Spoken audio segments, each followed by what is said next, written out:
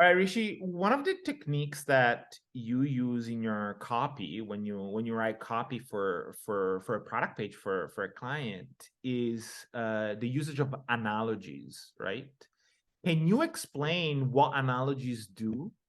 What's the jobs to be done of the analogy and why they're so powerful?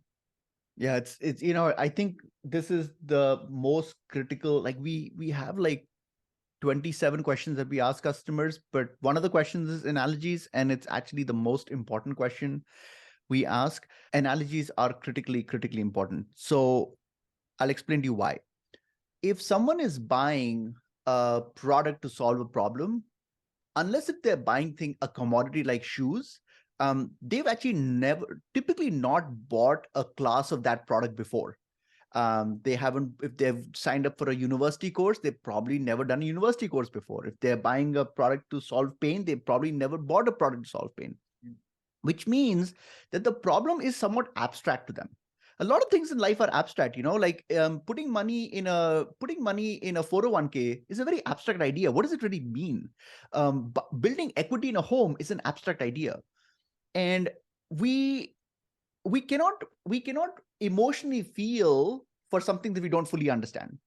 And what I love about analogies, and in poetry it's used very effectively, but the idea of analogies is it helps explain something that is unfamiliar. It uses something that is familiar to explain something that is unfamiliar.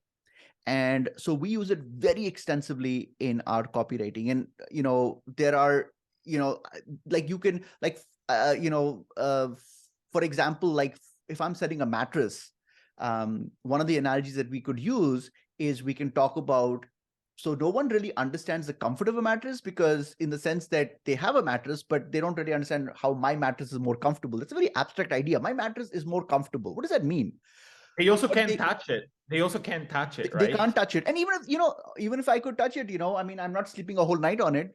So I think analogies are very useful. So what we do here is we could use the example of credit card debt. We've used this in previous examples where we said, credit card debt, you can hide it for a long time, and then one day it blows up on your face. And we're using that analogy to explain the power of lack of sleep. Because lack of sleep, a lot of young people especially don't really say, I only sleep 4 hours, who cares? You need to use an example of something that they do understand, that you can then kind of use to kind of reinforce your point. So this is just one example. I mean, the analogies can be used in a variety of ways. You can actually use it to explain something, using an example of something else.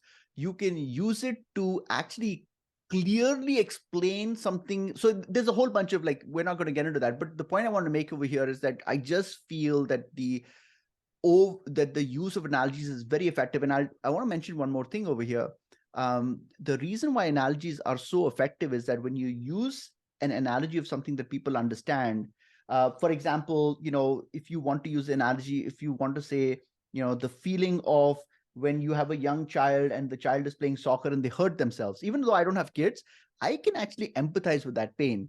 Um, but the reason why it's so effective is because 50%, a lot of this is something really important, like 50% of our occipital cortex, which is the back of the brain, is devoted to image processing.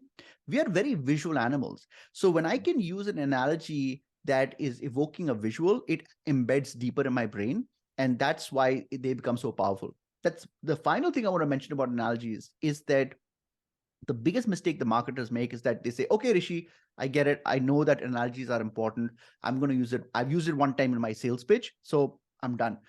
No, you have to use it dozens of times. Now, there is an upper limit. If you use 20 analogies, maybe it becomes a little comical. Don't use them one after the other, but inject them at multiple locations in your sales pitch, because you can use analogies for lots of things. You can use an analogy to explain your customer service. You can use an analogy to explain how painful it was to develop your product. You can use so don't you don't have to use multiple analogies to explain the same idea. You can use different analogies to explain different aspects of your product. And and people respond to analogies differently too. So someone might respond to the mother child getting hurt analogy. Someone else might respond to credit card analogy. So you don't know what they'll respond to, which is why you want to use a variety of analogies. But bottom line is that I don't find product pages using analogies extensively. And I think there's tons of opportunity to use analogies. It's a very effective conversion technique. So I have a follow-up question, and this is a selfish question, I would say. How do you come up with analogies? Because for me, it's hard to come up with analogies. I would have to like, it's not something that happens on the fly. Like I would have to spend time thinking about an analogy. Yeah, it's funny. Just the moment you said that, now I'm totally blanking out on how I would think of analogies. It is somewhat difficult. I think you have to first of all understand the problem that you're. I mean, I get analogy ideas when I'm working on a very specific problem. We also actually have a database of analogies that we've used, so Nice. we repurpose them.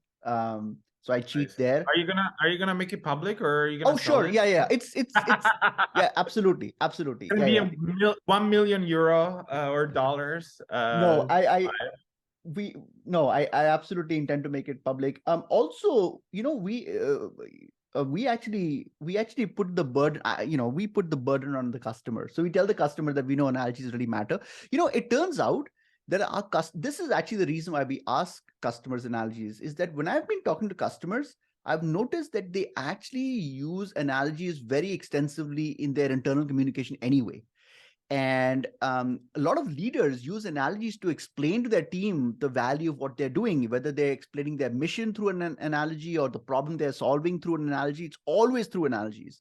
And so we just go to the CEO and the founder. We say, what analogies are you guys already using? And usually they come up with 3 or 4 that they're using. And so, they like, for example, if you are selling a premium matcha or a premium coffee, there is no doubt in my mind that you have in your mind, you feel it is a good value for money. That nobody in the world is ever selling something where they feel it's a bad value for money, right? But it's also, you recognize it's a premium product, which means in your mind you have a story about why it's Yeah. worth it. And maybe the story in your mind is that it's like a special dinner you're going with your wife. Okay, that's an analogy, so I can use an analogy in my thing. So